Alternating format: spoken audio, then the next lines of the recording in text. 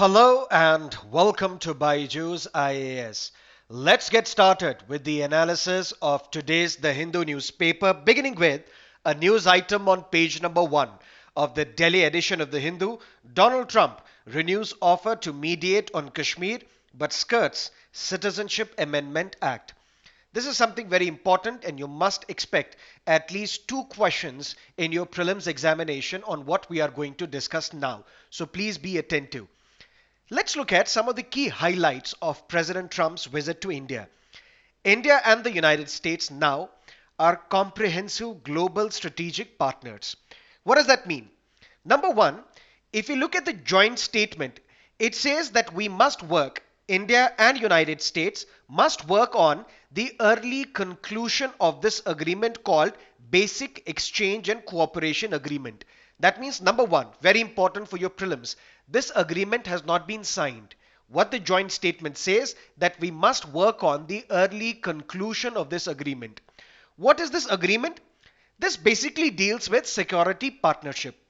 India and the United States, once they sign this agreement, they will be in a position to share some data, that too secretly. What sort of data are we talking about? Mapping data.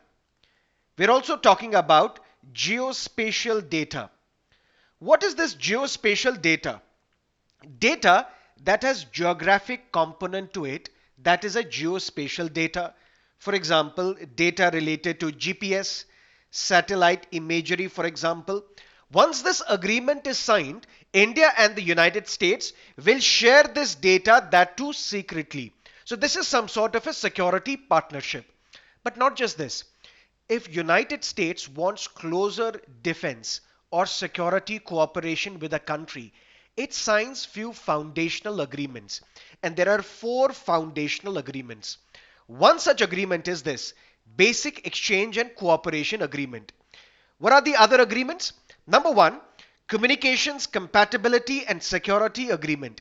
This is something which India and the United States signed in the year 2018. What is this agreement? This COMCASA, it allows India access to some advanced defense systems. That means India is in a position to import advanced US defense systems under this COMCASA, which was signed in 2018. So some sort of chronological based question can be asked in your examination. COMCASA was signed in 2018. This Logistics Exchange Memorandum of Agreement, it was signed in the year 2016. What is this agreement?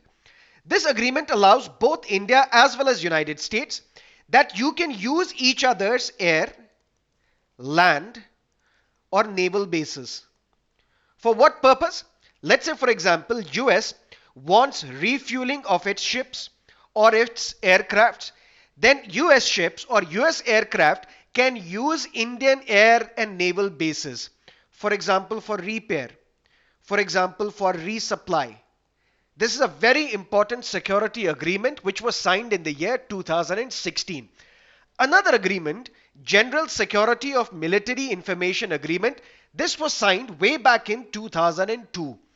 What is this agreement?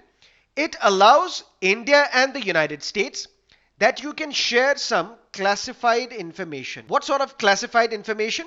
For example, Indian government can access some information from US government, from the companies in United States. So basically we are talking about close cooperation between the Indian government and the US government and US defense companies in military information. Military information will be shared. So these are important highlights. Number one, this agreement, Basic Exchange and Cooperation Agreement, has not been signed. But what we have signed in the past, these 3 agreements, COMCASA, LIMO and GSOMIA, in the year 2002, 2016 and 2018. The joint statement also refers to something called Blue Dot Network. We have discussed this issue in the past. Let me briefly summarize this. The joint statement between India and the United States says India and the United States, they have expressed interest in this Blue Dot Network. What is this Blue Dot Network? Many experts say that this Blue Dot Network is a counter to China's Belt and Road Initiative. What is this Belt and Road Initiative? For example, China is heavily funding them so that they can develop the infrastructure. So China wants to expand its influence and one mechanism of that is this Belt and Road Initiative. This Blue Dot network was jointly launched by US, Japan, and Australia in the year 2019. So this Blue Dot network is basically for cooperation to build the infrastructure in this Indo-Pacific region. And India has expressed its interest in joining this Blue Dot network. If you look at this newspaper article, why is Donald Trump coming closer to Prime Minister Modi, or why United States is coming closer to India? It has got something to do with the widening gulf between US and China, the rift between United States and China. So there is some sort of trade war ongoing between the two countries where China is imposing tariffs on US goods, US is imposing tariffs on Chinese goods. If you look at prior to 2001, what was the foreign policy of the United States? US foreign policy was, let's integrate China into our influence. So we want China to come under our influence. That was the foreign policy of the United States. But then China emerged as a superpower. This is when, under the presidentship of Barack Obama, the foreign policy of United States vis-a-vis China, it shifted, it changed. Now the foreign policy says, let's counter China. How China is to be countered? China wants to displace United States in the Indo-Pacific region. That is why now United States is looking at something called Quad. This is something mentioned here as well. What is this Quad? Quad is an informal strategic dialogue between United States, Japan, Australia and India. So if we want to counter the influence of China in the Indo-Pacific region, we need the support of the other democratic countries in the region as well. And which are these democratic countries in the region? United States, Japan, Australia and India. So Quad is also a counter to Chinese influence in the Indo-Pacific region. So that is what this newspaper article talks about. It says if United States is coming closer to India, it is not something which is unique to Donald Trump. Because this is the policy that was favored by Barack Obama as well. And this policy has bipartisan support. That means whether we have a Democratic president in the United States or a Republican president in the United States, this policy of the United States is going to continue. Now what United States wants, it wants to counter the Chinese influence in the Indo-Pacific region, and for that United States has to come closer to India. Former Indian ambassador to China, Mr. Ashok Kantha says that India should also include Australia in this exercise Malabar. What is exercise Malabar? It's basically a naval exercise involving US, India and Japan. Can be an important question for your prelims examination.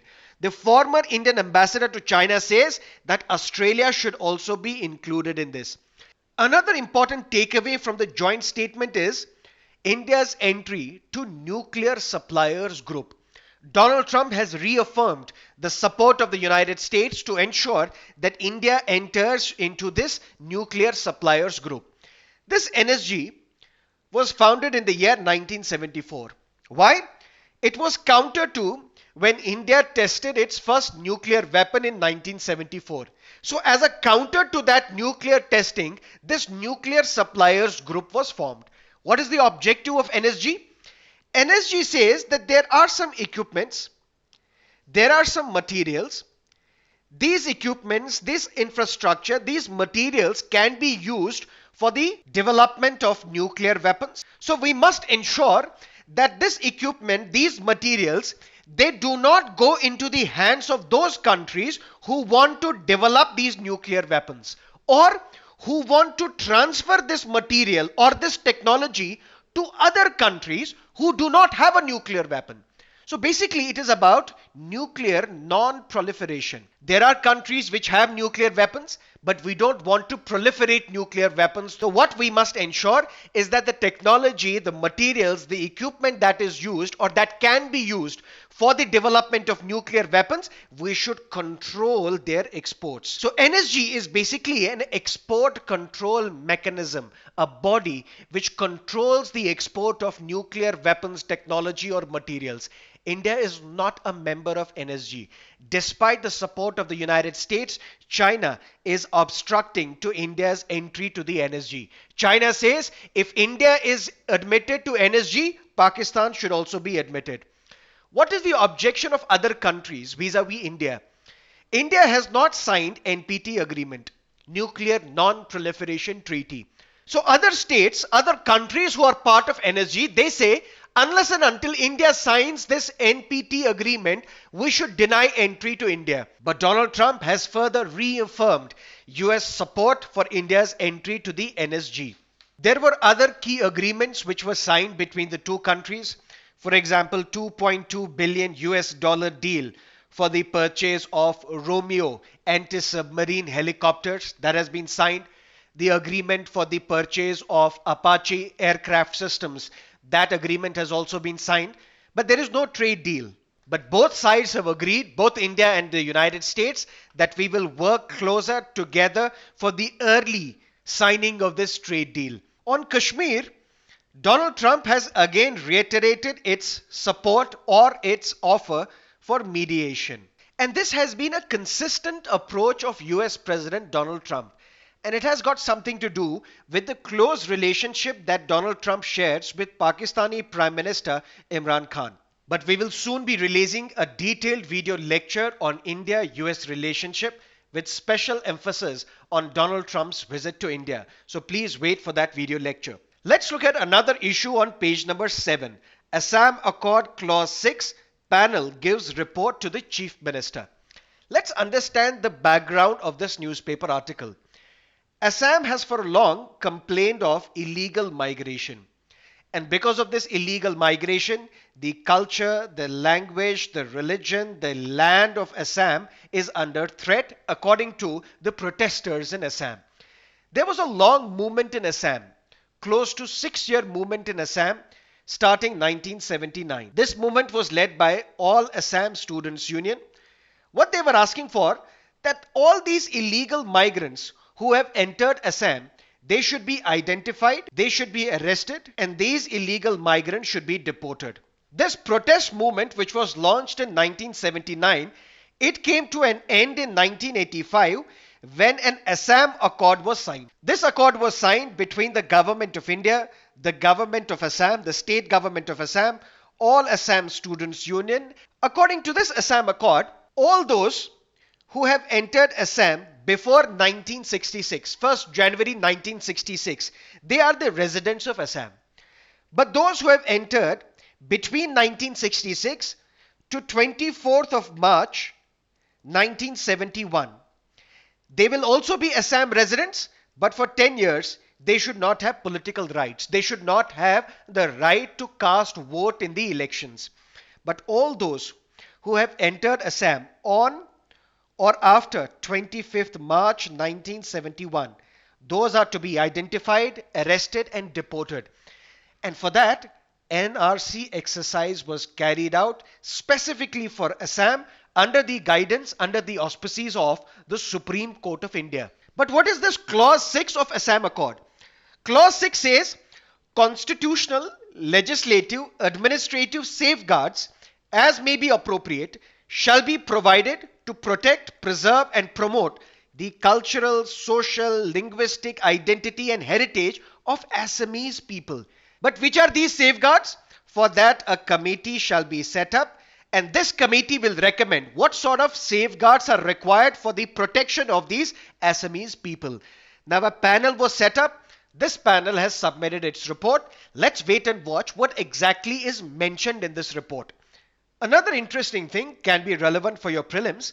Assam government some time ago also announced plans to hold census for 4 communities of Assamese Muslims. Why? There was a demand from Assamese Muslims that we are all labeled as Bangladeshis. So if we look at the Muslims in Assam, the general impression that they alleged is that we are all treated as illegal migrants. Whenever we say that we are the Muslims from Assam, India, we are labeled as Bangladeshi infiltrators. So you should separate us from others. That means even within the Muslim community in Assam, there are some indigenous Muslims as well. And to identify these indigenous Muslims, census exercise will be carried out to identify four communities of Assamese Muslims. Which are these four communities?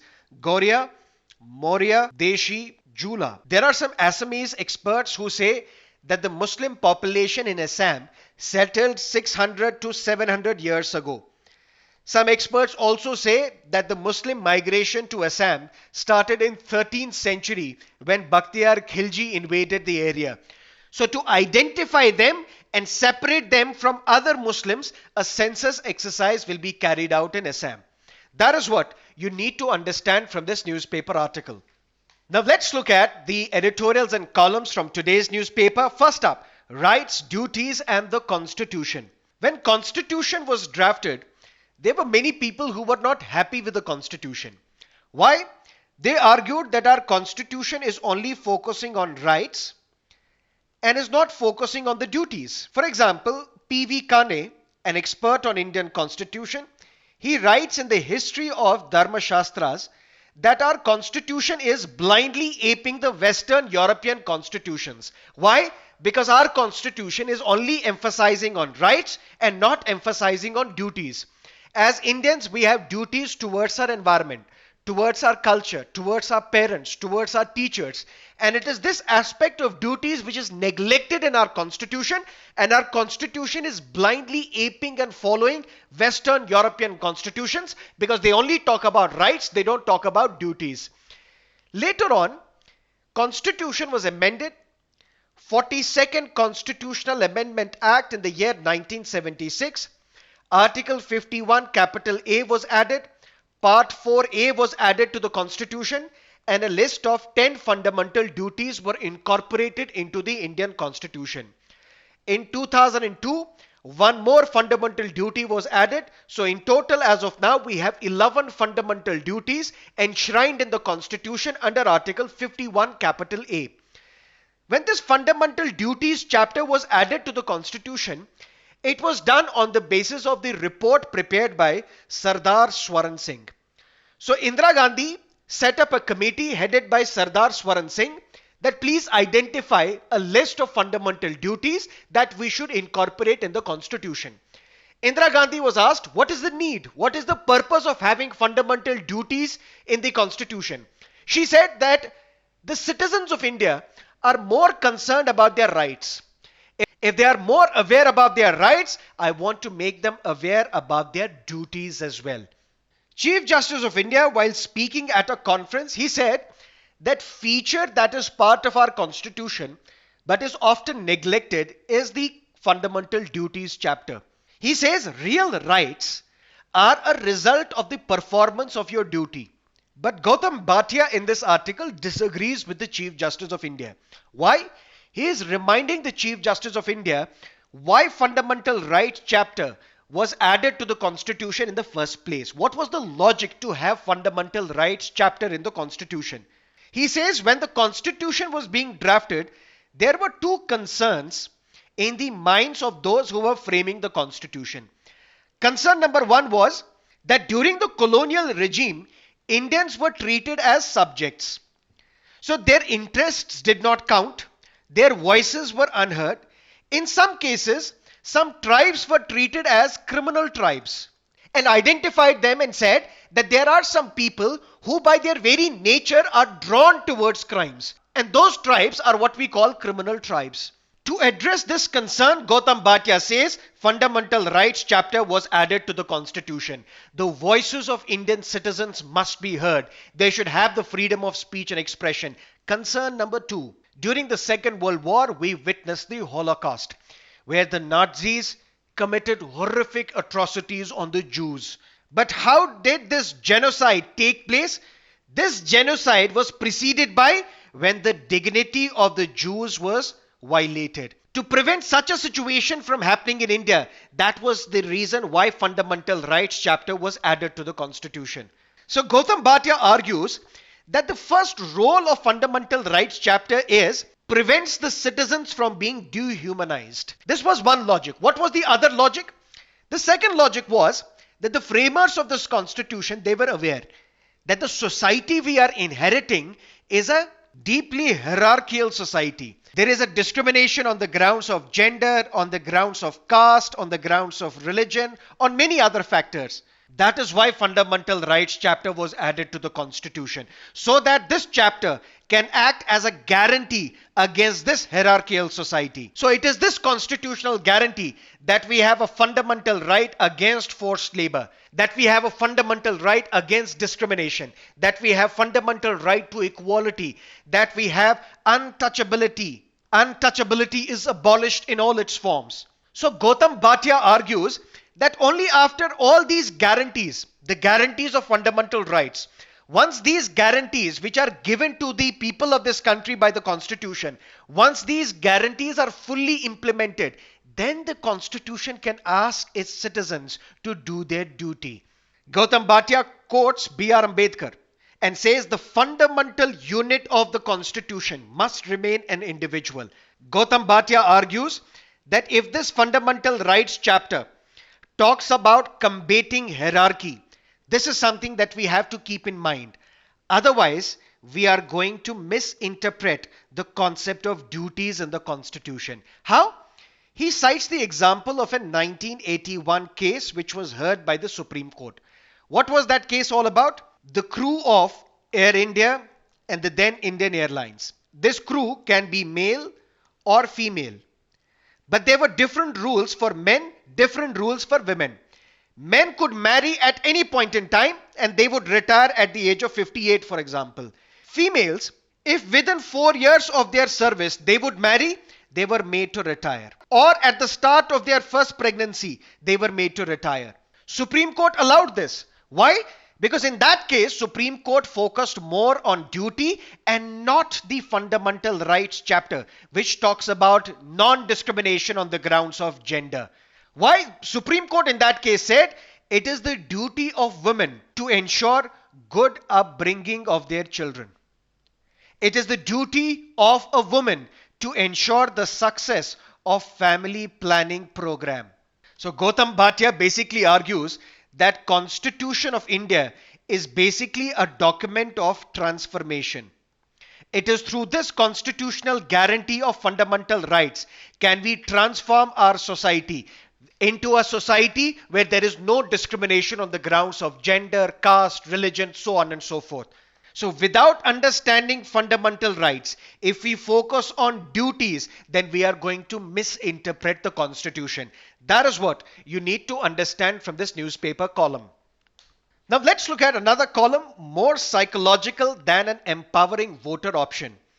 In 2013, the Supreme Court directed the Election Commission of India that what you should do on an electronic voting machine, you should add another option, another button. And that button is NOTA. None of the above. Why?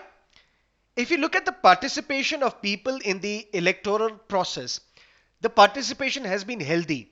But even then, we do not see massive participation of the people. If you look at the voting pattern, people in rural India vote in relatively large numbers, but people in urban area, they relatively vote in lesser percentages. And when question is asked to the individuals, why are you not voting? They say all these candidates set up by political parties, they are not inspiring. So why should we vote for them? So basically, if we have to vote, for that, candidates should be clean. Political parties should set up clean candidates. Because in any case, if we are forced to vote, we have to vote in favor of a criminal. So why should we vote? And that is why we are abstaining from voting. We do not participate in the electoral process. This judgment, Supreme Court said, will go a long way in ensuring more participation of the people. Which means, even if citizens are not happy with the candidates set up by various political parties, we should give them another option, NOTA. Please participate. Even if you don't agree with any of the candidates set up by the political parties, exercise your vote and press this NOTA button. What will this button do?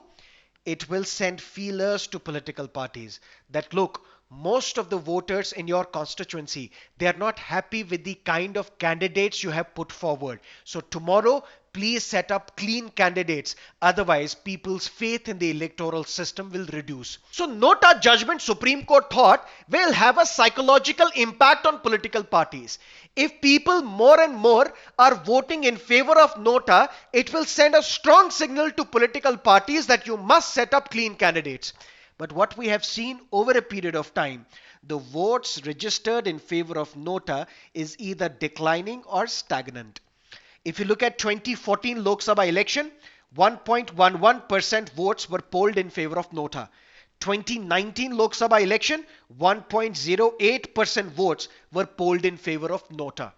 But if you look at the recent election in Gujarat or in Madhya Pradesh or in Karnataka, for example, if there is a candidate A who has won the election, let's say for example he bagged 1000 votes, candidate B bagged 700 votes. NOTA in some constituencies in Gujarat, Madhya Pradesh and Karnataka, in favor of NOTA, 400 people would vote. That means the difference between the winning candidate and the losing candidate, the difference was less than the number of votes polled in favor of NOTA. Which means even if a candidate gets 1000 votes, NOTA gets 1100 votes, and then A is your representative in your constituency. Because if NOTA gets more votes in a particular constituency, that doesn't mean election will be countermanded. That means the next highest vote getter will be your representative. A petition was filed in the Supreme Court last year. This petition argued that if in a particular constituency, votes in favor of NOTA are more than any other candidate, election in this constituency should be countermanded. Fresh election must be held. Supreme Court rejected this, saying that it will make democracy very costly. That is why we are not in favor of this. How can we make this NOTA empowering? That's the objective or the subject of this newspaper column. There are two options. Option number one, if this is a constituency, if NOTA polls, let's say 1000 votes, and there are candidates A, B, C who poll less than the votes in favor of NOTA, or a political party which polls less than the number of votes in favor of NOTA, then all these candidates and political parties should not be allowed to contest the next election from this constituency. That is one way of empowering NOTA option. Second way of empowering is, it is NOTA, none of the above. That means the last button on an electronic voting machine is NOTA. What if it was the first button? This NOTA will become NOTB, none of the below. Is there something psychological with the placing of this button at the bottom or at the top? Delbert A. Tobel, in an article in the American Journal of Political Science in 1975, there was another article in 2004 in the Journal of Politics, they have discussed that there is an advantage in the first position of the ballot paper or ballot unit or electronic voting machine. So if less and less people are opting for NOTA, will there be a psychological change if NOTA becomes NOTB? Will this positioning of NOTA option at the top of the electronic voting machine, will it lead to a significantly different outcome? We don't know, but this is an option worth considering.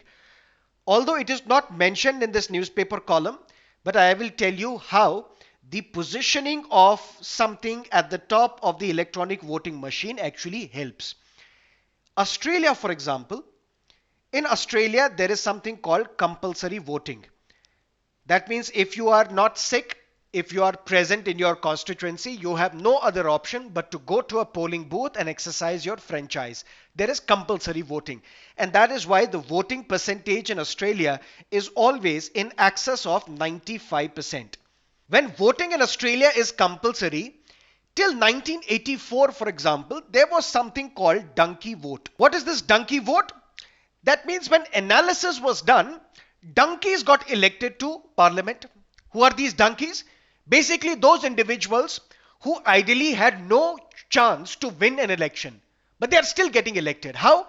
because their name is at serial number 1 on an electronic voting machine. Which means that if I am a citizen of Australia, I have to compulsorily vote. What I do, I enter a polling booth, quickly press the first button on an electronic voting machine, and then disappear from the polling booth. Why? Because I want to utilize the remaining part of the day. I want to watch a movie. I want to go out with my family to a restaurant, for example.